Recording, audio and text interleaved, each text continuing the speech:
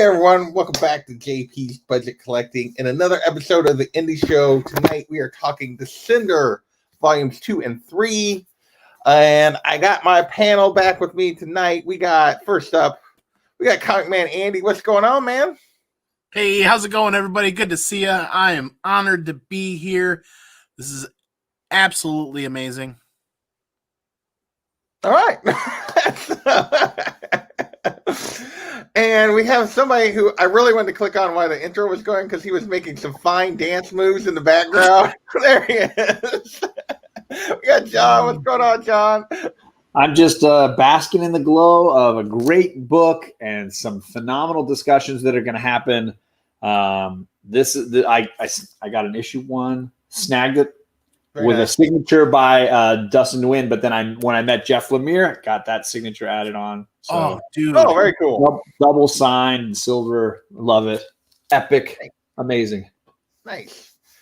And last, I don't know if you know this guy or not, John. No Good Comics. I don't know if you've met him or not. You guys ever hung out? I don't know. I'm here with my Captain America shirt because we're talking Cap, right? And then drinking soda to stay awake. No, not Cap. Wrong show. No Cap, but I'm just messing. So, all right, I'm gonna shout out this chat, and then we are gonna get into some John guy was in the chat. I don't know who that guy is. We got Sharon, Life with You YouTubers. What's going on? The Beard was in the chat. Matt, what's going on? Let's see who else we got here. TJ is obsessed with how tall I am. he is like, he cannot handle it. He thought I think it's a sign you need to lower your camera. Your camera needs to be a little lower just to make you look naturally taller. Because I think you've always had your camera up. Because of the way my desk setup is, it's either here or it's down here. Yeah. So it's like I don't really have like there's no in between. So that's just the way it works. So, but apparently I'm 4'11" according to TJ, but 6'2" in real life. So there you go. So what's going on, Brett? Ben Compton, what's going on? Thank you all for joining us. I think that's everybody that's in here so far. As I said, we're going to be talking Descender Volumes 2 and 3 tonight. So I'm just going to start out. I'm going to start with Andy. I know you tore through it after we did Volume 1 and read the rest of it. You never read it before we did Volume 1. What are your thoughts, just initial impressions as you were reading through Volumes 2 and 3 for the second time today? Or third time? I don't know how many times you went through it. I'll start off by saying that night that we finished Volume 1, I didn't go to bed until I had finished Volume 5 after we got off the show. I could not put this book down at all, one bit. And the only reason why I didn't finish Volume 6 was I'm like, I can't have it done this fast. I can't. Like literally, I can't just be done with this book and not savor the ending here. What up, Seawood? So, seriously, I couldn't put the book down at all. But then what happened was I forgot to read your thumbnail and forgot to remember that it was Volumes 2 and Volumes 3 tonight. So I read Volume 2 this morning, and then I'm sitting here fiddling around. I was like, uh-oh, his thumbnail says Volume 3. Uh-oh. Hoopla to the rescue. I was logged in, signed in, and set up on Hoopla in less than a minute. Nice. And the only thing was that Hoopla had the super deluxe versions available, all of them. Cool. So the deluxe versions end at different single issues, so that was a little confusing. But I was able to read. I was able to get through what would be all of Volume 2 on the trade paperback and about 80% of Volume 3. So you guys might have to carry me a little bit. But my first thoughts on rereading. My first thoughts on rereading Volume 2 and Volume 3 is this is heartbreaking. Yeah. That was my first thought. It's like, oh, you're talking about my heartstrings here. So let's do this. All right. John, obviously you have read this. You were the big fan, the proponent of getting me to read this and add this to the list. You and Alec. What are your thoughts on did you reread 2 and 3 or are you going from memory? No, I reread them, and I've only read this series. I think this is my third time reading it, but Okay. I knew when I read the first run, like the first the 6 trades that is Descender, that it was my favorite Image book that I've ever read. Really? Still, I don't know. I don't know how stiff the competition is because I don't. I mean, I'm not a Walking Dead guy, so that's I know that's what most people think of as the best. So I mean, I don't know. I don't know of any other books at Image that are very good. Oh my. So for me, it's Descender all the way. But the heart at this, the beating heart at the center of Descender for me is volume 3 in the trade. So I'm very excited to talk about that particular volume. Yeah. Justin, now this was your first time reading it as well, in terms of us doing this for the show. So what are your thoughts on volumes 2 and 3, just initial thoughts having read through those? I loved it. I was hooked. I sat and read it all in one shot. It was yesterday. I was reading it actually. And I remember from the last time we were together, and I was messaging Andy at the end of the show. And I remember you saying that you're just jumping into 2. And I was very tempted to join you in doing that. I ended up holding off, but I see how easy it is to just, want to read right through. And I did manage to stop after the third volume. But I certainly am going to, I assume if we get more shows like this going, then I'll continue and pick it up from there. But I loved it. I definitely a lot of heart in this book. And I was talking to John about it earlier. There's certainly some elements to this on the storytelling and the way they share characters that reminds me of Lost. And how certain issues are just how they focus just down on the 1 or 2 characters and do that flashback of the 10 years, and they all follow kind of the same rhythm, especially in the third volume. That was really powerful and just was eye-opening and just connecting the characters the way it did. So, I'm sure we'll get into it, but yeah, it was great. Yeah. So my thoughts, Sunday, I guess was it Sunday? Yeah, Sunday. I read them back to back. I basically just sat down and I started reading 2, and I just went all the way to the end.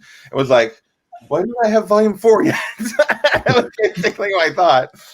And I will agree, there's so much, it's just, I don't even know what to say, but there's so much good stuff here. I would agree, volume 3 to me, which is hard to say because I really love volume 1 and volume 2, but volume 3 is stands out.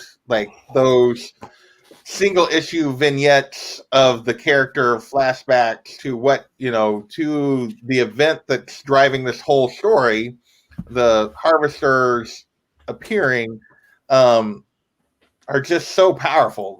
It's just amazing. But I do want to start with volume 2 just because.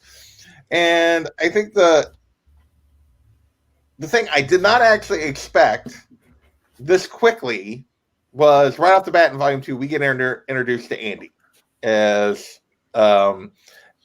I didn't know if we would actually I figured we would see Andy at some point. I did not expect to get at that. Well, not that Andy, but the Andy in here.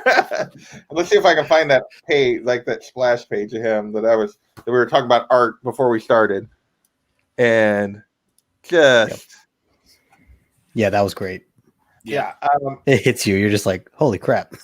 Yeah. And to the fact that, right off the bat in volume 2, we're getting Andy, we're getting his backstory, we're getting flashbacks to how he got off the moon that they were on, the mining colony, him having to leave his mom, leave Tim, and what he is now, which is not at all what I really expected how he would react to what happened, but yet it makes sense given as they fill in the details. But what were your thoughts, Andy, on the introduction of Andy? What did you think about how he's brought into the story? I was kind of surprised, like you, how early they did that. But what they do is they kind of capitalize that in the end of volume 2, or in the middle of volume 2, really, and then in volume 3 with a vignette backstories on the individual characters and fill in on that. Because it almost seems like they give you a little bit of rope and then they kind of pull it back a little bit and then they kind of give you the whole spool at one point. And I got a lot of mixed emotions. In the end, I really enjoyed how they laid it out. But like I said, man, this is really tugging at your heart when you read this. Volume 2 delivers with Andy and with Tim, their first meeting right near the beginning, not very shortly after you get introduced to who actually Andy is, or who Andy actually is. It's not very long after that you get to see the flashback to Tim and Andy's introduction. Right. And you actually get to see that relationship build. But not only that, you get some insights into that relationship with Bandit as well. Yeah. Yep. I think that when they introduce, like, the beginning of this is basically you see this guy coming across the snowy planet, hunting robots, and no mercy for robots. Like, these people are basically only surviving here because they still have robots. And he's like, no, it doesn't matter. And he doesn't care. He hates robots. And then the reveal that actually is Andy, because when he finds out about the, what do they call it? I forget what they call it. The tag, or the, what is it? The the tag. Yeah. Went out for when they discovered Tim in the first volume, that those guys were hunting for the robot to get the reward, basically. And he's like gonna stop at nothing to get to Tim. Now, what he would have done, and because he hasn't come face to face with Tim yet, is very interesting, because he basically has no mercy for any of these things. Yet, how he would have reacted to actually finding Tim will be interesting when it finally happens, for sure. What about you, John? What do you think of Andy's introduction here? This story constantly brings up like undertones of Toy Story for me, and I don't know if that came up last time when you were talking about it. The idea of you having this little boy Andy and his toy and these things that he cares a lot about, and being separated from them, and what that would do, and the whole story is just trying to get them back together again. And there's this the childlike experience of having something that meant something to you when you were young, and then trying to get that back again. And yet knowing full well that you can't go home again, you can't get back to that place again, I think is just beautiful. And of course, Andy would need to be battle scarred. He will need to have lived a life so that he can better understand what it is that Tim can't yet understand, because Tim has not aged, right? Tim has been in hyperstasis. And so in that way, just like Woody, Woody has never really aged. Woody is still Woody the whole time. And Andy's the one that grows and changes. And it's the same kind of here. I think it's beautiful what they did, because Lemire is basically giving us a real hard look at these characters, knowing that they will be reunited, and creating drama for us, wondering what will happen when that occurs. Yeah. It's incredibly relatable. Totally. Big time. So what about you, Justin? What do you think of the reveal of Andy in this volume? I thought it was really well done. Like I didn't think that I thought it was very early to see who he was, and I really was legitimately like not at all thinking that was him it didn't at once cross my mind like this could be him. Like I was just like, oh, they're bringing in this new character. Okay, we gotta, I get it. It's the beginning of a new volume. We got to learn someone new, I guess. And then so it really did hit me where I was just like, I think I said "holy crap" when I like out loud when I finished that issue, and just he's like turned around, he's like a badass, the way he's looking, and telling what his name was. So yeah, I thought it was great how it was done overall. Yeah, I do think that they do give you a nice little preview of how he's going to react when he sees Tim, when he sees Bandit. Like, you get the thing when he comes across Bandit in the thing, and like his first reaction is, he was my dog. And then it was like, oh, and then when the guy asks if he's okay, and he's like, oh, it's a scrap. He's like trying to like put on the front of, that. Yeah. You can see his face, and I don't know if I can get the light where you can actually see it or not. I need to adjust my camera position a little bit. Let's see if I go big. If you can. The look on his face in that panel when he sees Bandit, like, yeah, you can't really see it very well on my screen, but it's very different than the look on Andy's face at any other time. John maybe can show it better. Like those two panels, you don't really see that look on Andy's face at any other point. Here you go. Yeah. This is why I love Hoopla. Share my screen really quick. Where's your screen share? Oh, there you go. Hoopla has a nice little magnifying glass, and there you go. Bam. Nice. There's Andy's look of surprise when he sees Bandit. Yeah. Nice. That's actually, I'm kind of geeking out over Hoopla right now. Oh, John's in the top. Can't have that. I mean, let's be honest. That bond between a child and their pet as they're growing up is one of the strongest bonds we feel as humans. It's actually one of the first beyond our own parents, right? And our own siblings. Yeah. So it's one of the first bonding experiences we have outside of our original family element because it's an outsider coming in. It's one of the strongest bonds you develop as a human being. And it's portrayed incredibly well here in this story. Yeah. Agreed. Well, and also I think Bandit is like the classic Toto R2D2 troublemaker pet, you know.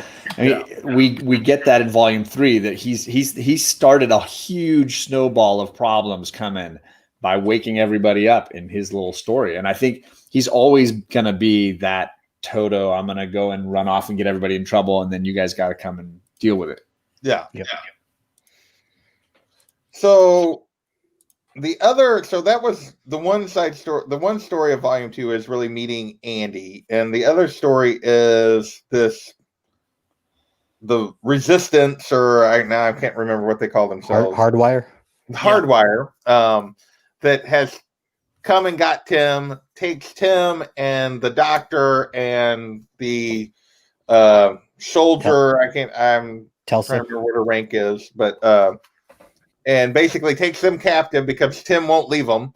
So they take them back to the Hardwire base, and we're getting this backstory of, you know, what Hardwire is, how they've hidden themselves, and some hints at what they're after, but not really like yet. That we're not really getting, or I don't feel like you're getting the full picture of what Hardwire is actually trying to accomplish here, because they're trying to get into Tim's memories because he seems to have connected with robots. That whole thing in volume 1 where he connected with all these like dead mechanicals, and they're like, they believe there's something there.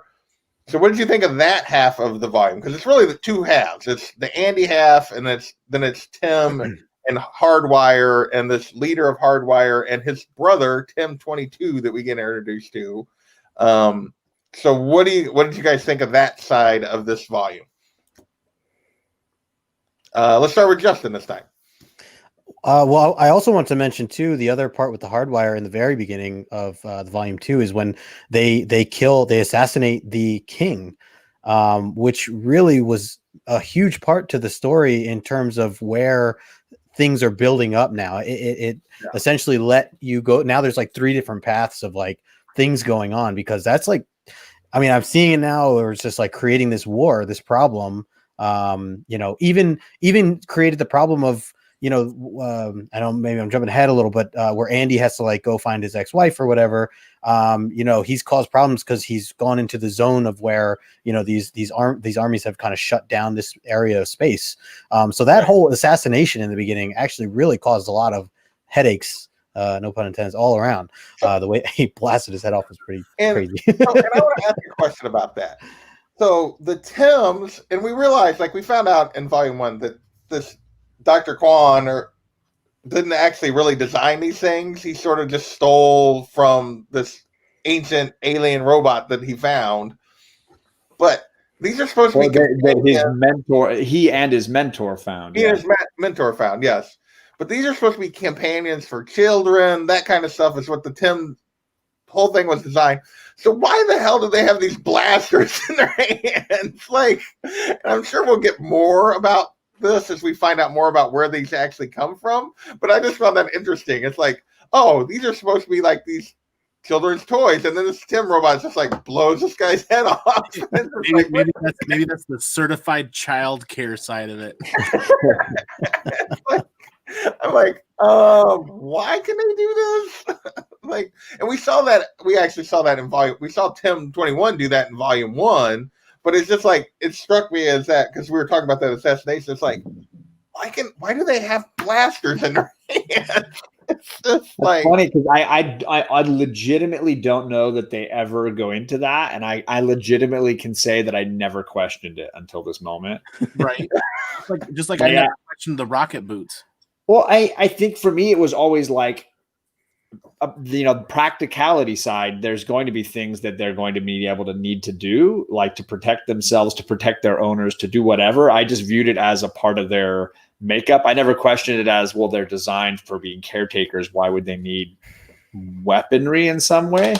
Yeah, it's interesting. Yeah, like the rocket boots, I think you can explain like just as like mobility. Like, okay, but the hand blaster. I mean, I guess if you were thinking of them as a bodyguard as well as a caretaker, I guess, but it would just seem really odd to me. I guess when I seen that whole sequence.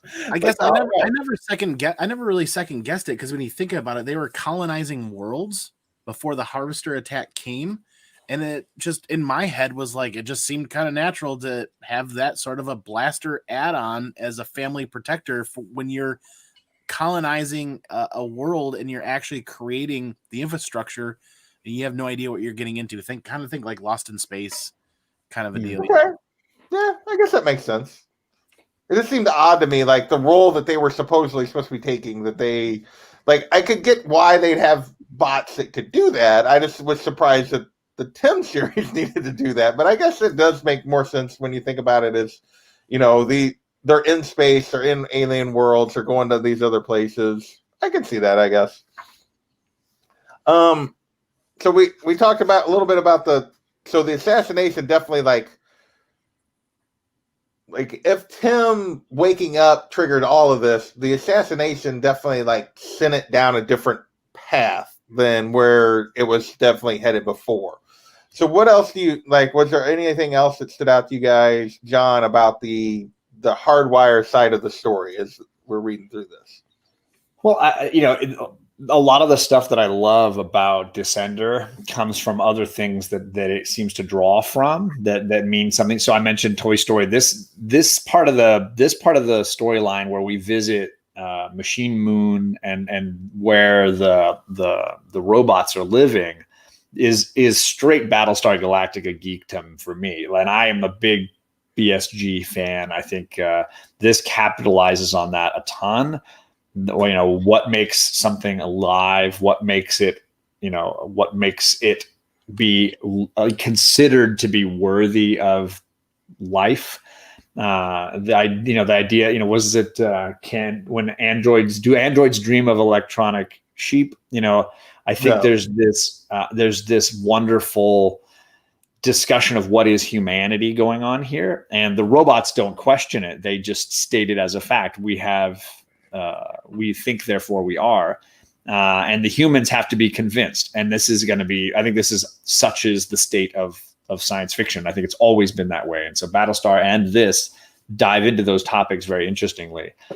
And having two different Tims to kind of play off of each other, to see different perspectives from the same machinery ostensibly is one of the more interesting parts, I feel like.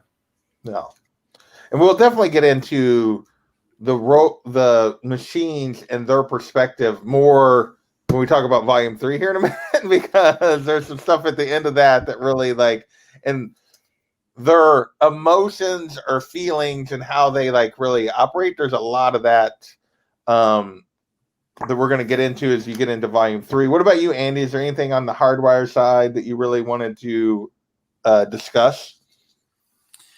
Not in super detail, but I like how John references BSG. I'm a huge BSG fan as well. So is my wife. And I like about how they make the big distinction getting there, that all robots are free, they can go anywhere they want, carbon-based, you're not supposed to be here. Like there's a very hard line of segregation there. So there's some kind of amount of that topic where they kind of touch a little bit. This story hits one of those hot topics in society, a little bit of kind of racial segregation, so to speak. It kind of visits that, and it touches it in a heartfelt kind of way. When you think about that, is when we get further into volume 3, that'll make more sense. But yeah, it doesn't slap you in the face, but it definitely presents it in a way that's like, oh wow, I got to reread that again. I'm like, good. I'm glad we're talking about this in this environment, because how do you not approach that topic with everything going on? Yeah, and I think that leads into the last part of like Andy's story in this volume is when he goes to see his ex, and she is now part of the Between, which are these people that are people, but they have machinery part. They are basically like they've made themselves cyborgs or androids or whatever the term is, where your flesh and blood. I mean, like robot parts, and make John big here real quick. Yeah, they're the in between. Queen between right there. Queen between, yeah. Mm-hmm. Who is actually, and so their introduction I thought was very interesting, that there's this whole group of people that have decided to because most of this universe, the people are basically hunting the robots because of the harvester attack. Like everyone hates them. And yet there's this group of people that are actually making themselves more machine-like. And so that was and that he goes to her for help, even though he despises machines, and she doesn't. They basically fell apart because he had no mercy for machines, and she couldn't be that way anymore. Like she didn't like the hunt. She didn't like being part of it. And we'll get more of that in 3, but I thought that was a very interesting, that was another thing that I didn't necessarily see coming. I thought it was going to be more of a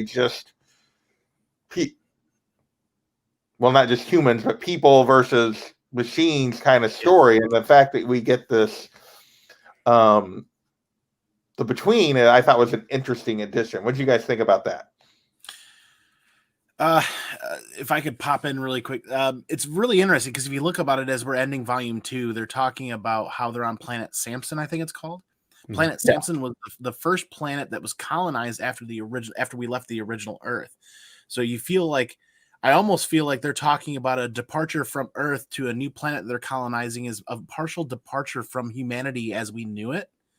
And that's where these in-betweeners actually continue to live after the harvesters devastated everything. So I think I want to believe that there's a little more to that story yet that hasn't been developed. But I mean, I've read a ton. I'm not going to spoil anything.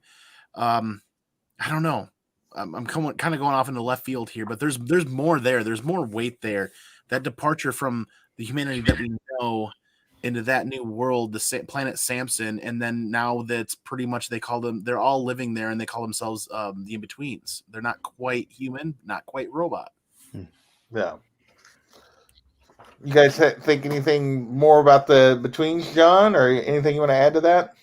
I think just in general, what I think Andy's hitting on nicely is this concept of like a world that feels lived in, a world that feels like it extends way past the panels on the page, and feels like it has a history and has weight, and you can sense it without needing it. Like you can read these first 2 trades and be completely enraptured by it. And then they bulldoze you with volume 3 when they give you history and they give you the backstory that was always there. You just didn't know it.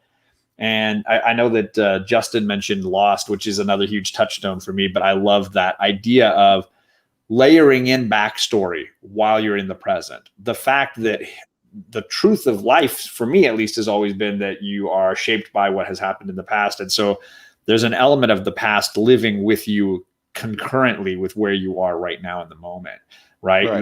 That you're in the moment doing one thing, but your brain, as always, is thinking about what just happened, or how the last time you were doing this activity, or whatever. There's a connectivity that happens, and layering that in is a wonderful tool for a character. And I think you get that in this group of people. You sense that they've had a lot of life that is not necessarily going to make it on the page, but that you can sense it. It's there. There's a history. Yeah. So there's really only like two other things that I feel like that we need to touch on before we leave volume 2, but I don't know that there's really much to discuss about them. And that is, we get kind of two reveals at the end of this volume. One is that there's these, at the end of the second to last chapter of the volume, we get the reveal that there's these precogs of this race of precognitive people, and they basically, we get to reveal that the harvesters are returning, and Tim 21 is going to be leading them. That's where they're worshiping the harvester. Yeah, that's a great panel. Let me make you a big again, John. I love this stuff, man. Yeah, and that is, that is basically. We do get we actually get a couple of different things here that they don't really touch on in volume 3, which I think is fun. But we get that Tim's going to lead the harvesters. We get that the Hardwire is basically worshiping a harvester, and building an army. Yeah. And we get that, and basically we find out that Dr. Quan, I always get his name wrong. Quan, basically makes a gambit to say, because they're going to kill him and Tesla, but he plays a gambit to keep them alive, that he knows where the original old man was, that might be able to help them. And then the last thing is Tim 22 turns on Tim 21 and tries to kill him because he's jealous, for no other reason. So you get this whole, you get the emotion that these machines have emotion, and they do a good job of setting up in this that these two have emotion, but they were designed for emotion. Yeah. The review we get in volume 3, which is where I want to start moving into, and I kind of want to just start at the end of it a little bit, but we won't go there. But we deal with that also with Driller later, but before we go to volume 3, is there anything else you guys want to mention about volume 2, just that really stood out to you? Other than the art continues to just be fantastic. But I just wanted to mention too about when you were talking about the oh man, I'm blanking. What are their names on Samson? The in-between. The in-betweens. I thought it was really interesting that the other character, Blugger Vance, I think is his name, how when he first saw them and when they all landed, he was like, oh great, there are some of these robot cult worshipers or whatever.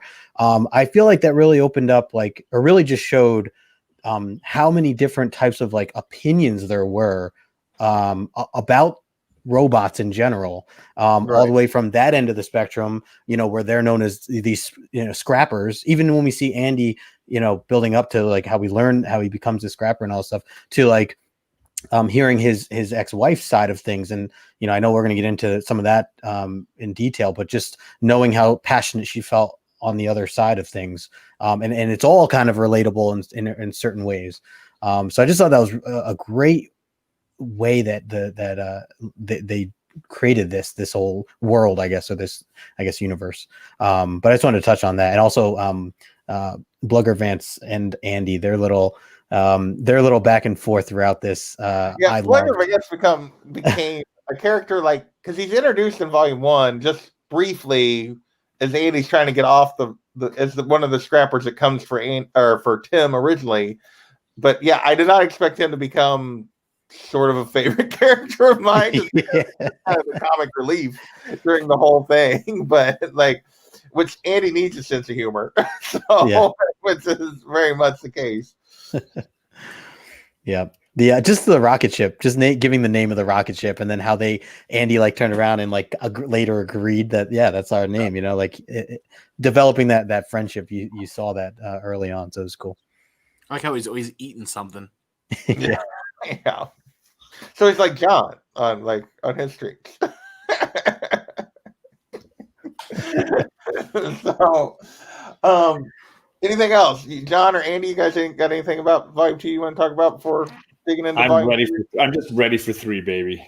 So Volume 3, I thought was an amazing setup because what they do is they're telling the story, they're moving the story along, and Volume 3 is basically 5 issues of backstory of characters you didn't necessarily expect to get backstory, at least for me. Like if you told me maybe 1, maybe 2 of them, I would have guessed you were going to get backstory like this for.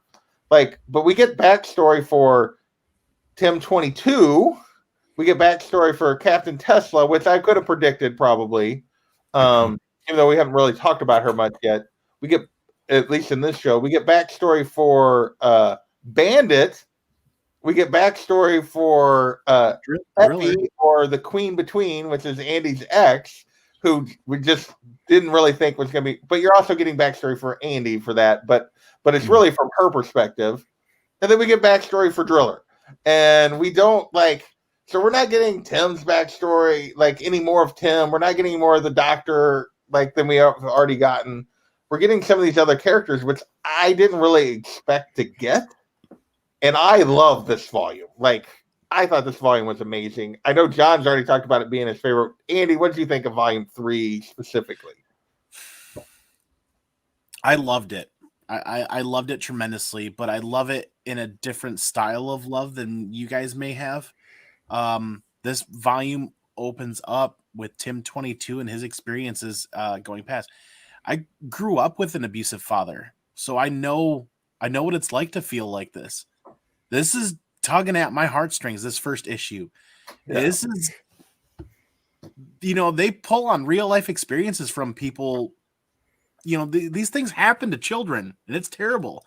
Yeah. So I know, and I can speak from that from experience. So this was hard. This was difficult to read. That's why I love this volume. And you go in there, and there's some other aspects of Volume 3, the relationship with Bandit, the relationship with some of those things where you look back on the good parts of growing up as a child, and you're like, oh my God, this just tugs at my heartstrings. It's hard to read. It's difficult to read, not because it's physically, it's not, it's written extremely well. The art is amazing. It's difficult to read from an emotional perspective. That's why it's probably the most important volume in the series so far, in my opinion. Yeah. I think so. What about you, Justin? What did you think of Volume 3 and these stories? I know we've kind of biased. We've given our opinion, but what did you think? No, I mean, I completely echo that to what Andy's saying here. Even thinking of, kind of hit home for me was just seeing the Tim 22's owner's son, the way he was arguing with his dad and explaining how he needs help. He needs someone to take care of him. I kind of went through something similar with my mom and my grandmother recently, and that actually hit home pretty hard with just the older person not feeling like they need the help. You can really feel his frustration as this older guy who gets this creepy robot. And then, takes his anger out on it and shoves it in the closet and stuff. And then obviously that's also in itself very emotional and tough to see because of the fact that he looks like a boy. You're trying to tell yourself, okay, he's just a robot. It doesn't, he doesn't feel, he doesn't, but you're seeing this and you feel for him. So there's a couple heavy things just within that first issue there. But I really enjoyed all of it. We get at the end of Volume 2, you get the betrayal of Tim 22 betraying Tim 21, but then you see where Tim 22 is coming from and his life experiences. And I think that's the strength in this volume to me is, yes, we're in this kind of sci-fi world. There's all these different aliens. We got robots and all this kind of stuff. And 3 of the 3 of the 5 chapters are about a robot or a machine, and yet all of their backstories, as well as the other 2 about Captain Tesla and Effie, are so relatable. They're so real. They're so grounded in things that like people actually experience. That like it's just every issue in this volume is just powerful in a way because it connects with reality like super effectively, at least for me. What about you, John? You said at the beginning this was your favorite volume, that it was the heart of the series, sort of. I think what I love about it, and again, it echoes the thing I love about really good story in any form, whether it's this or elements of Southern Bastards or elements of Battlestar Galactica.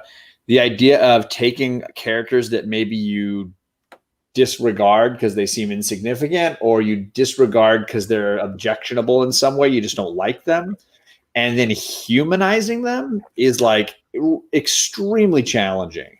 And I think of Jaime Lannister in Game of Thrones, and how you take somebody that basically pushes a little kid out a window the first time you meet him, and is banging his sister, and then you basically fall in love with this guy, and you feel like this is an incredibly noble person, and you can't conceive of that journey. Right? There's no way you could predict something like that. And it's the same here. You watch Tim 22 push a character you love out a window ostensibly and try to kill him. And then let's spend an issue realizing this kid has more to him, that we can humanize him in some way. And they do it with him. They do it with a little dog that just says "arf" over and over again. They humanize him in a beautiful way. They take Effie, and they take Telsa, and they take these characters that are in some ways, objectionable. Like it's hard to like those 2 characters. They are really intense and they're really aggressive. And then you give them that humanity by understanding them on another level. And I think it makes the story so much deeper. And Driller, the Driller issue, I know we'll get to it at some point, is just I legitimately cried the first time I read it, and I teared up rereading it. It's like it just hits. Yeah, I want to save the Driller for like the last issue to discuss, just because it is so powerful. But yeah, like the 3rd issue of this volume, which I guess would make it 13 overall in the series, the Bandit issue goes on for pages with no words. Just Bandit running around this base for 10 years by himself, ARF, and it is like it's an amazing piece of storytelling. Like, so sad. Yeah. It's the pizza dog of independent comics. It is the pizza dog. There you go. So, but I do want to spend like I don't know what to say about that the Bandit issue, because it like anybody. I want to highlight that it is the quintessential R2D2 Toto moment, because we see Bandit awakens Tim 21. That Tim 21, who knows how long he would have gone on hibernating, and there's connectivity to Driller. There's connectivity to that whole base that Bandit's the little pebble that causes the avalanche. Bandit starts this whole story is started by Tim 21 waking up, and Bandit is responsible for that. And Bandit finds Andy's mom in the mine too. That was heavy. Yeah. That was heavy. Yeah, that whole, like I said, there's not hardly any words in that other than the very beginning where Bandit is basically Tim and Andy and his mom are trying to leave, and Bandit basically gets left, and it's just him for the next 10 years till he wakes up Tim 21, and it's just a really well done via the art and just him roaming the space and the things that he's seeing and the things that he's doing. It's just very well told. And that this whole series of events, like John said, is started by Bandit, but it's started by Bandit protecting Tim 21 from the rat or the mouse. So he's doing his due diligence. He's doing his duties to protect Tim 21. And that's how everything starts from that one mouse. Mm-hmm. Yeah, he's chasing a mouse that's on the base because it's messing with Tim 21's shoes. Basically, you know, and it's just, yeah, it's just it's very well done. Before we get into Driller, I want to talk a little bit about Tesla and Effie, because like John says, they're not particularly likable characters. Like, you know, they don't come across as Tesla comes across as this very driven, sort of angry at the universe, you know, but you see in this issue, she's really humanized, like why she's been this way. And she talks about, you know, we found out her father's, you know, in charge of the whole thing. You know, she's basically had to live in that. She lost her mother and she's had to live in this shadow. Like, people don't think she's earned anything. And she's tried to, like, and he wouldn't let her do anything to start with. And it was just kind of like, so you get why she's constantly, her whole life had to try to prove herself with everything that she's done. And I really like she went from being like an okay character to me to like an outstanding, like I really like her as a character now, even though she's still kind of a jerk. You know, I think she even went as far as to change her name, and I think even portray a male to enter some sort of specialized military training, and ran away from her dad at one point. Yeah, she hid for a couple. How long did he say? Like, he hadn't seen her, like, multiple years. Like, she got I think it was years. Yeah. And you know, she wanted to do it on her own and show him. And yeah, I think so. I mean, I think the across the board, the characters in this story are usually have a very strong veneer. And so Telsa is a classic example of that. She doesn't let a lot of truth in or out. It's all just what's on the outside. And she seems very one note, but you give her this backstory, this relationship to her father, and the thing that really you see the motor that's really driving her. And I think it's very interesting that this one issue is able to spin her in a whole new direction. Yeah. Yeah, her losing her mother too, as being a child, and like really witnessing that to the whole thing. I mean, that was heavy and clearly has stuck with her, and I think was a big driver to her wanting to prove herself. And then the fact that she was under this shadow even when she did get into being part of the military, where a lot of people kind of still looked at her as like, oh yeah, you're daddy's girl, you know, I'm sure you just got there. But she explains how, like, she's like, I had to work twice as hard as the average person, you know, to get into the spot that I'm in, when people think that this was just given to me. She went so far as to change her identity, hid for 2 years, got way through the program before he discovered she was there, and yet people still think that she just had it handed to her and like she didn't earn it. And it's just, you can see why she's sort of a bitch all the time to those, you know. And so anything about her before we talk about Effie? Because I really like Effie as a character. Like, I love all the hairstyles. Telsa goes through as many. She's like the Captain Marvel of this series. She goes through so many hairstyles. Every time she turns around, she's got a new thing going on, and I love all of it. So the hair, it's also like through her story, it's like one of the only orange or red colored things. So it's always like popping. Her hair just blasts. I do want to, like, I was hoping to do a little bit of an art discussion at the end, but I do want to talk about the fact that Dustin Nguyen, I don't know exactly how you pronounce his name, but I love the thing about this series, and John talks about her hairstyles, and Effie goes through a bunch of different hairstyles and looks.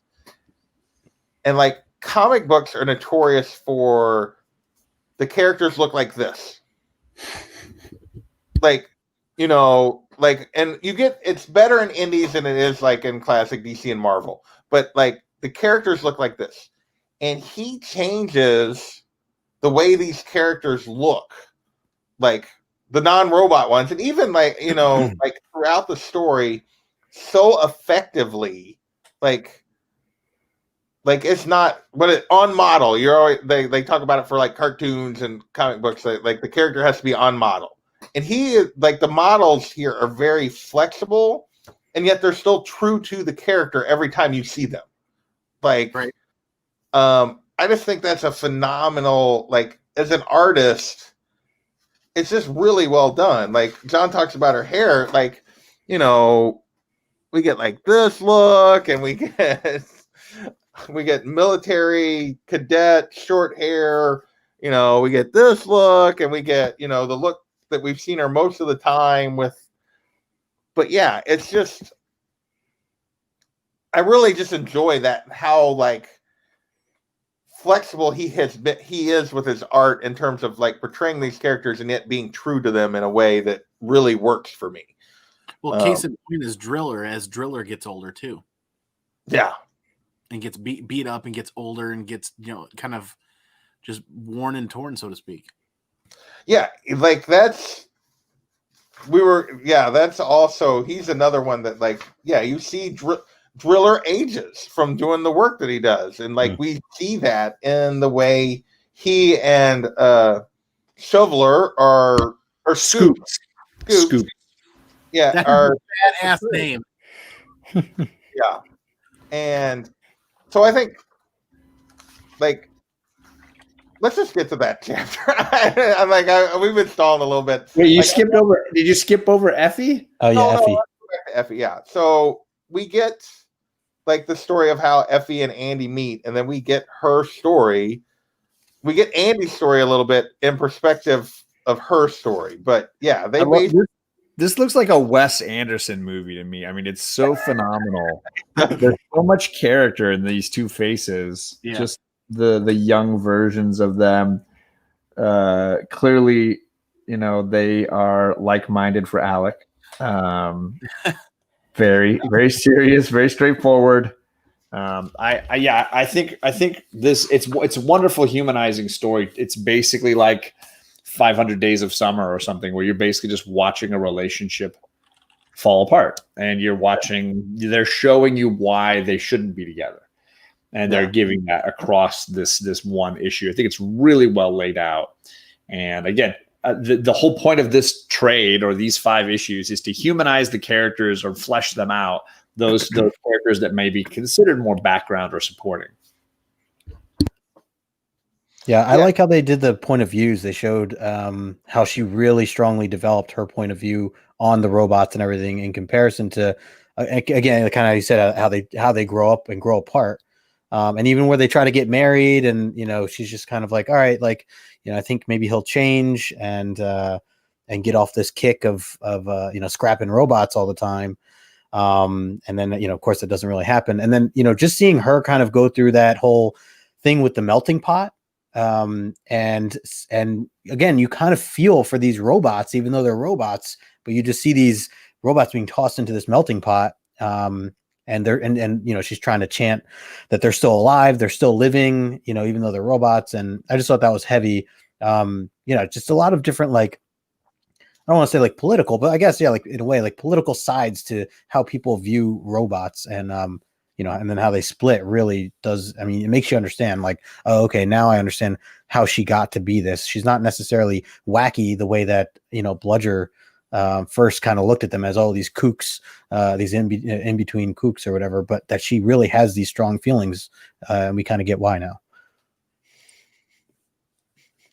Yeah, I mean, like, when they're first portrayed as the between, and you get Bludger's point of view, you're thinking these people voluntarily did this to themselves to a certain degree, and like they lost their mind or something. Yeah, that they, that they're trying to, and she did not really. I mean, like, she was trying to protect robots, and this happened to her, and she basically got these parts to survive. But she embraces it, and you see that, like, this page is just so. My light is terrible. I need to shift where my light is here, so you can actually see it on the thing. But like her, hit the right button.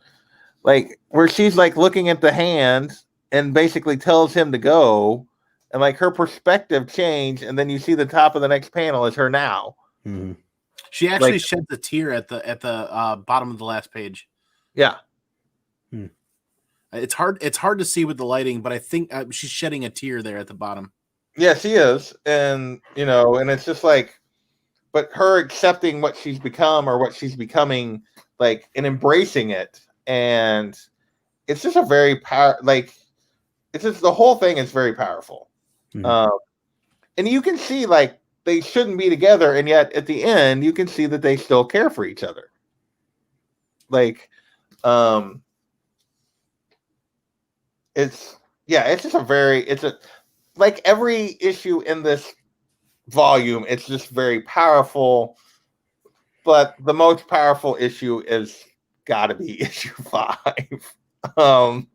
Like Driller's story is amazing. Like the way they tell this story and why we find out why he, like, from the beginning, he's referred to himself as Driller is a real killer. And like from the first basically words he says in volume 1 is Driller is a real killer. And you're like, it's like, aren't you supposed to be like a mining robot? Why does he think this about himself? And it's, to me, and this is my perspective, is he refers to himself as his guilt, like his own, like, so, and this goes back to the feelings that these machines have. Like, they're not he's supposed a to. mining robot. He's not necessarily supposed to have feelings. And we see where he comes from, and it's clear that he does. That he's like, you see his and Scoop's, like, basically their life in this mining colony, who was the other kind of robot here, the other machine that worked with him the whole time, the blue one, the blue version. Scoops. Yeah, Scoops. So, John, I'm going to start with you on this chapter. What are your thoughts about this issue? Game of Thrones fans will know this reference. He is the Hodor of this story. I mean, it's legitimately a character who you take as not saying or doing anything significant, but being entertaining nonetheless. And then the second they hit you with that hammer of what he's really saying, and the backstory with him and Scoops and how that all plays out. I mean, it's heartbreaking. And now every time he says Driller is a killer, it has a different meaning. You almost want to go back and look at every moment when he says it, just to better understand what he means, because it doesn't mean the same thing anymore. Just like I can't watch the early seasons of Game of Thrones and hear Hodor without knowing what it means. And Driller is easily the best character in this whole story. I mean, he is so good, and that's high praise because there are so many great ones. But there's just something so, like, tragic and honest and good. I mean, he has goodness in him, and it's just he is repeatedly shown the opposite. He's repeatedly shown, people treat him horribly, and everything he loves is stripped away from him, and you just instantly feel another layer of compassion for him. Yeah. I mean, and just like, to me, I was amazed because I read the first 4 issues of this and I was like, these are amazing. These are all great. And none of them touch this issue. And like, for me, Andy, what about you? What did you think of issue 5, the Driller issue? It opens up with this amazing Starsky and Hutch tit for tat, 2 team members being dropped onto this planet, and there they are. Congratulations, they got a mining colony going on, right? And they support each other through year after year after year of trying to meet quotas.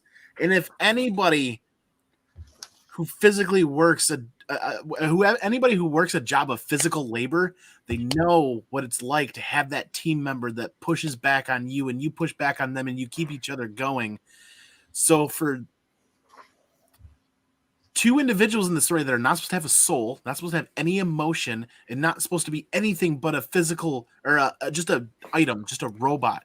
There's so much passion, so much emotion that's being delivered here in the story of Scoops and Driller and how they push each other to keep up with what their boss needs them to keep up with, who's just another flesh and blood human being. I'm with you guys. This is the most impactful issue when they start to run out of oil, when they start to run out of parts, or they start to break down, and Scoops is like, I just don't know if I can keep going, and Driller's like, you have to keep going. And then eventually you get to that heartbreaking point where their paths diverge. And then it becomes a story of just Driller, and then how important that story continues to be and how it capitalizes on that. It's kind of heartbreaking, actually. It's John's not wrong John, if you read this and not tear up at least a little bit, whether it's on the inside or the outside, I don't know. Maybe you're a robot then, but hey. No, because we're learning that clearly robots would feel the emotions. So you're something else entirely. Yes, this is true. I mean, when after Driller does what he does, I'm not going to completely spoil it, although we do pretty much full spoilers here. But he's talking to Scoops, who's basically done for at that point. Stop. And he goes, Driller did something, Scoops. Driller did something bad. And then you see what he did and the effect of what he did. And then the next page is Driller looking at Andy and walking away basically and going, Driller a killer, Driller a real killer. And it's like, how can you not, knowing what he did and why he did it, he just acted out of rage. Which again, they're not supposed to necessarily have. And the guilt that he's carrying because of what he did, is just so powerful. Justin, what? I don't know what I left you here, but to talk about.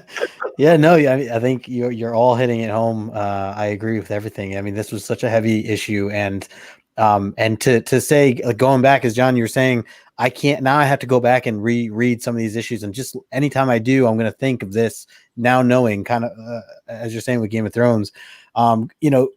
Reading this in the beginning, I just remember thinking this is a really odd robot who has this ego, and it's just I am this and I'm really cool. That's the way I was taking it every time. I'm a real cool person. That was the way I was reading it every time. And I really did question why, or who gave him this. I thought it was going to be someone was going to reveal that they gave him this nickname, and it was imprinted in his head that he's this cool killer cat, kind of dude.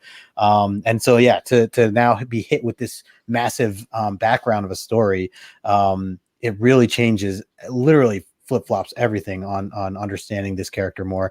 I really liked the conversations that the two robots had each night. I think it was done really well on just the character development and the feel for them becoming these pals and, hey, we're in it together. And it can be, it's again, something else that's relatable too, just feeling like you're working for someone who doesn't know what they're talking about, and they're making you do something.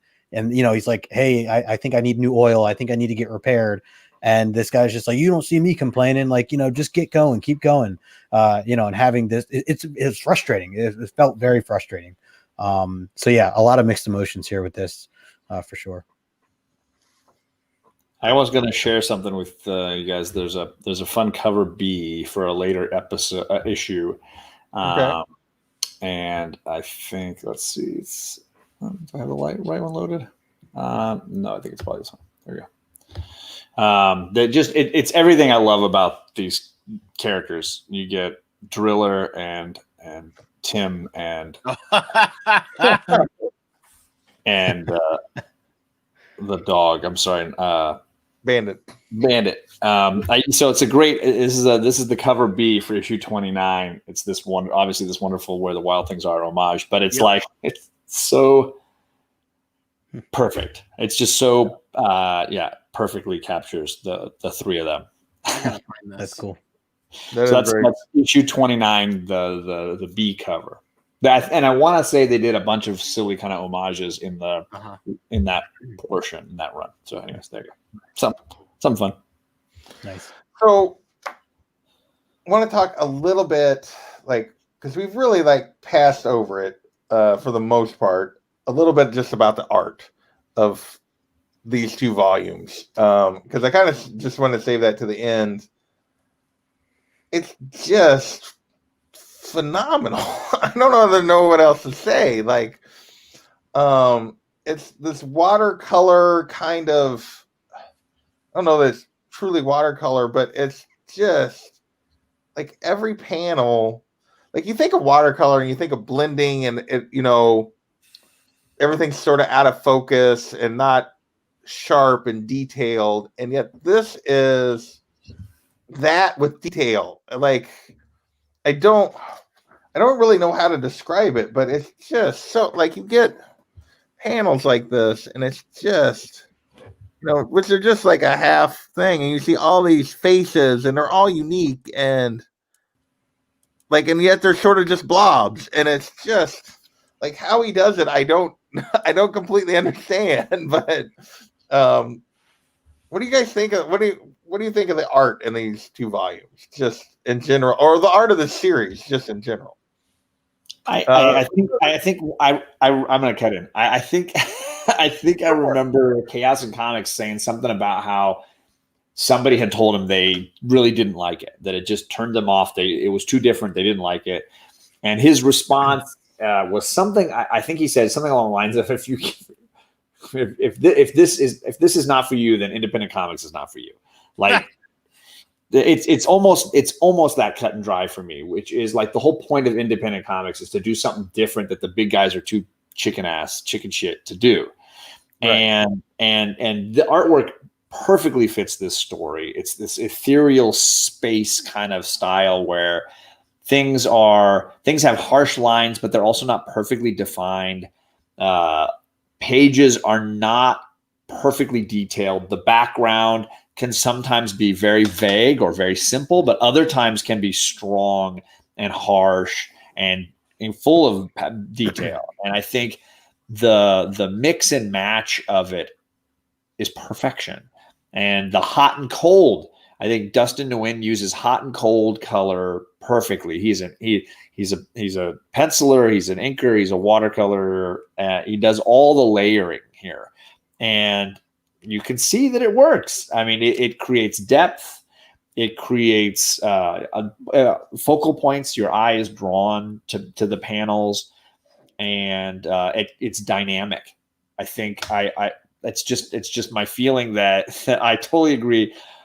This is what independent comics should be doing. In fact, I would be down for the mainstream version of this as well. Everybody who says they love Bill Sienkiewicz and doesn't like this doesn't get what Bill Sienkiewicz was trying to do, which is expand the acceptable norm of this visual medium. Yeah. Justin, you got anything to follow up on John's little opus there? Sorry, that was a rant.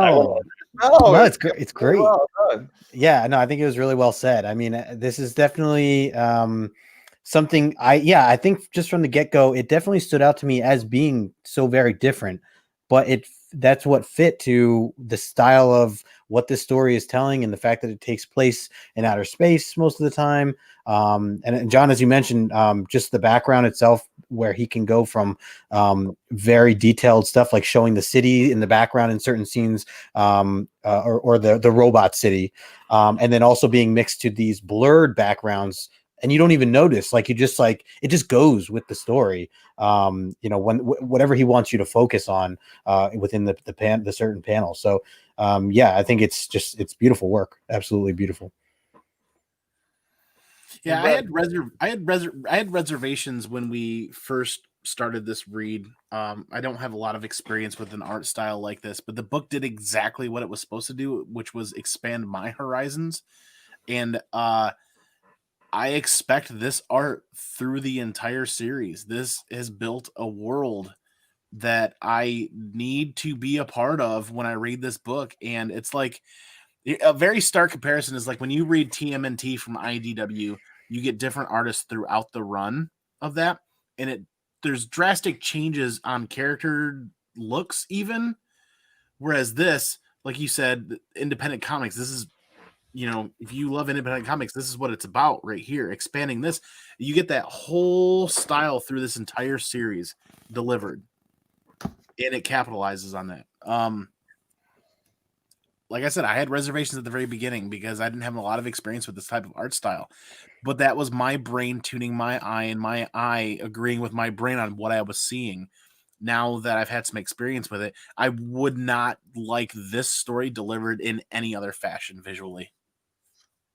No, like I kind of, and that is one of the things my favorite things about independent comics is typically the artist and the writer do the story. Like you don't get rotating artists, and for the most part, and that's something that I despise about current mainstream like DC Marvel is they're constantly rotating artists, and part of it's because they're trying to crank out 2 issues of Batman every month and 2 issues of like because they're overextending them. Like the artists can't keep up, and like you said, like you can't at this point. Like you couldn't tell the story. Like if you wanted to add chapters to this, you couldn't tell it without him doing the art. It wouldn't make it wouldn't work. Because his art,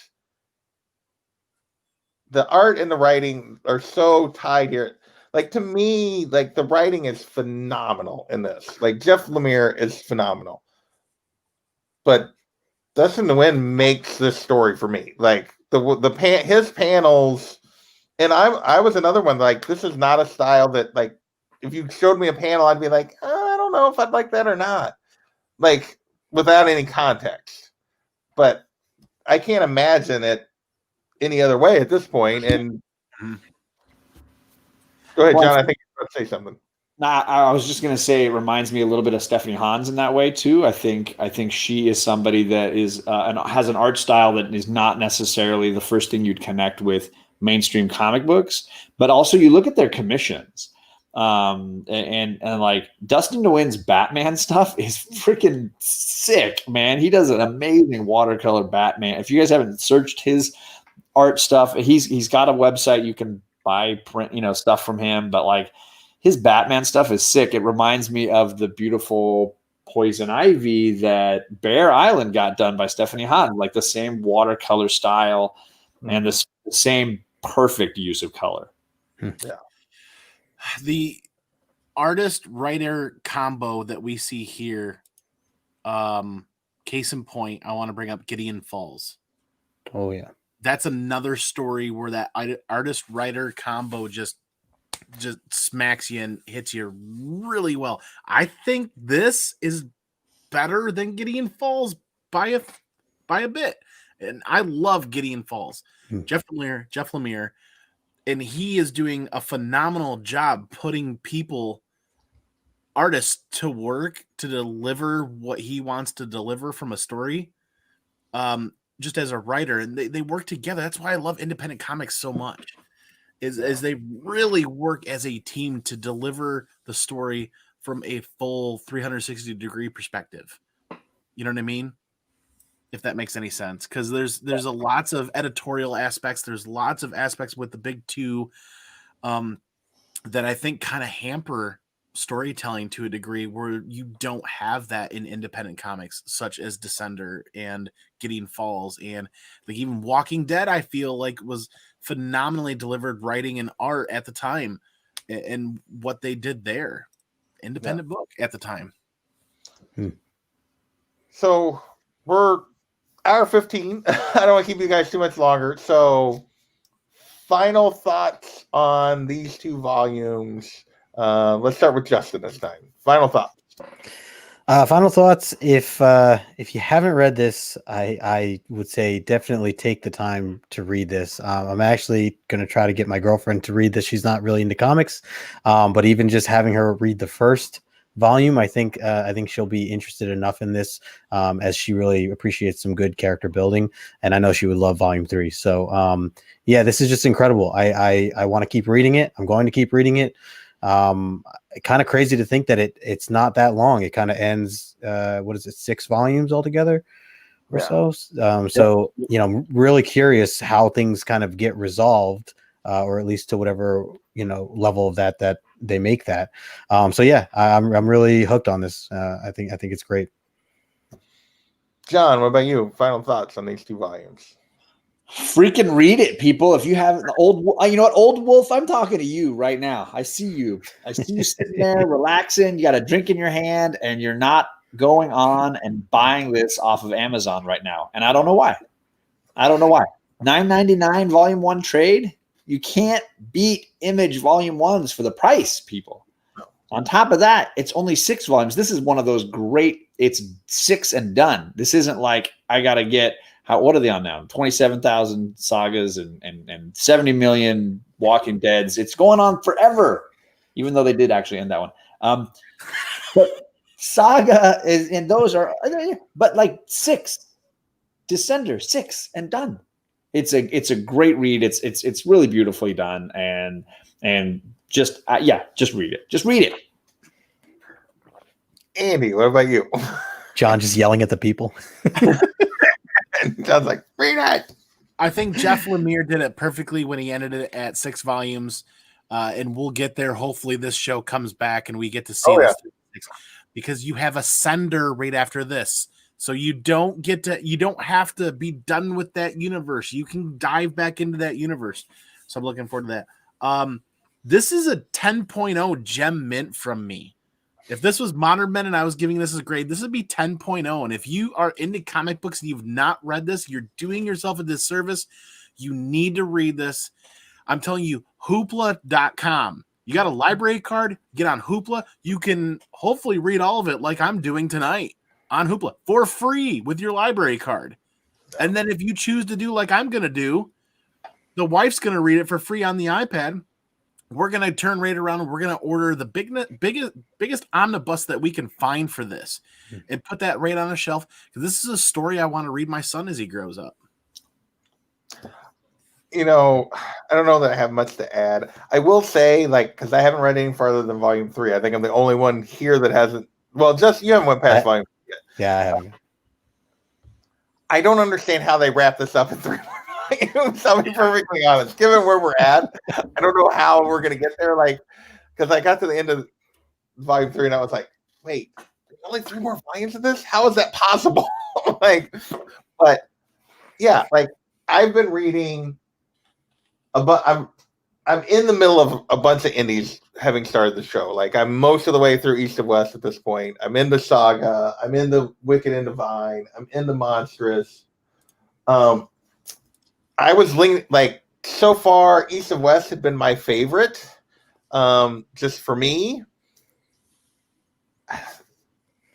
We'll see where it goes, but this is right there. Like we'll see how they both wrap up. Like because I'm getting toward the end of both of them. But I can see this actually going ahead of that as the favorite thing I've read so far. Like, this is just so well told.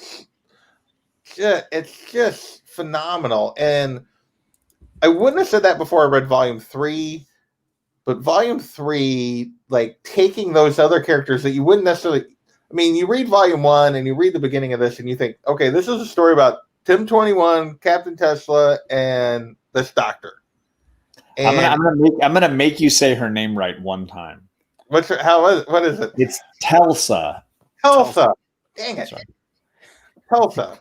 I think I read it as the other way. Like because it's that car company is ubiquitous now. So. Yeah, Telsa. Sorry. Telsa. And it's not. And it's like there's so much more here. And yeah, I can't. I'm with Andy. It gets my highest recommend at this point. 3 volumes in. Like, I can't recommend it any more than I do. So, yeah. With that, you guys got anything you want to, like, promote before we get out of here? Otherwise, we will wrap this up in an hour and 20-ish minutes. Andy, you got anything you got coming up? So you guys can understand why I couldn't put this down after the first read, that first night when we read volume 1. Once I hit volume 3, I couldn't stop. You guys understand now why I couldn't stop. Oh, yeah. But hey, hopefully the stuff I want to promote is hopefully we get together and we do this again with JP for the next volume or 2. That's hugely important. You guys can find me, do the little @ symbol at Comic Man Andy on your usual social media aspects. You can find me on the Comic Core, and you can find me on my own channel, Comic Man Andy, hanging out talking comic books with a lot of great friends. I will say I love when you say it really fast because it sounds like you're saying comic whore. You can find me on the Comic Core. I am a comic whore on the Comic Core. That's all I'm ever going to hear now. It's not just him. I just love it when people say, I'm on the Comic Core. Well, then get off the YouTube, man. All right, John, what you got coming up, man? I am actually on the Comic Core tomorrow night, and then I got book club. I believe we're on my channel now that we are officially 2 years of doing book club. We're gonna be back. We're gonna talk TMNT Last Ronin. Yes, definitely breaking that one down. I also grabbed an indie from Vault. So there's an indie from Vault called Giga that I'm giving a try. So we'll talk about some fun indies as well. And then my pull list of what hot books I'm picking up next week drops on Thursday night. It's already prepped and ready, rocking and rolling with an awesome Cyclops cover. I know whether you like them or not, it's a beautiful piece of art. Cyclops. No, what you got going on, man? Well, like Andy was saying, I hope we can get on to scheduling something down the road for the next couple of volumes here. I definitely want to dive into those, but if we're doing this, I think I may wait until it gets close to whenever we, make that happen. If that's the case, I would definitely look forward to that though. And just doing my Saturday shows on my channel, just doing Comic Collector Origins, interviewing people from the community, and Tuesdays over with this guy doing our X-Men show, breaking down the omnibus from Chris Claremont, breaking down each issue. It's been a lot of fun, man. If anyone's an X-Men fan, you should swing by sometime every Tuesday. So I was supposed to be, like, if you've been watching my channel, I said that tomorrow night I was going to be on Original Art Hour with Kavi on Comic Books NYC's channel. We've had to postpone. He had something come up. So we're looking at next week, probably next Monday. I will be over there. And yeah, I do my Saturday look back show, my Sunday night whatever show, and I don't know what else I got going on. Oh, next Thursday on the 5th of November, we are going to be doing V for Vendetta with Seawood, Jimmy the Geek Aficionado, and Big Will are going to be joining me for Vendetta. And then just 2 days later on the 7th, we will be back for Sagas Volume 4, 5, and 6 because Kavi says we have to read those 3 together. So we are doing 3 volumes of Saga in one show, which will be a lot. But yeah, so it'll be me, DS, Comic Books NYC, and Backseat Driver. We'll be picking up our Saga, 3rd episode of Saga. We're doing that. And then some point we'll finish that up. But yes, we're doing that on a Saturday because that's when it works for Backseat Driver. So 2 reads next week. So yeah, I want to thank everybody that helped out. ICTV Vinny, we're saying that No Good and I rotate each week on Tuesdays. We do X-Men talk. So if you want more Claremont, we're not into the 90s stuff unless you mean issue number 90 and up, because we started at 94 and we're just finished 101. So that's where we are. Yeah. Yep. Thank you, Old Wolf. Thank you, ICT Vinny, for hanging out. Who else is still in here? I think there's still a few people in here. You guys are the only ones that have commented for a while. Chaos was in here for a while. I want to thank everybody that hung out with us for a little bit. I know we went long, but this was worth it. These 2 volumes are spectacular. And we will catch you guys next time. Later, everybody.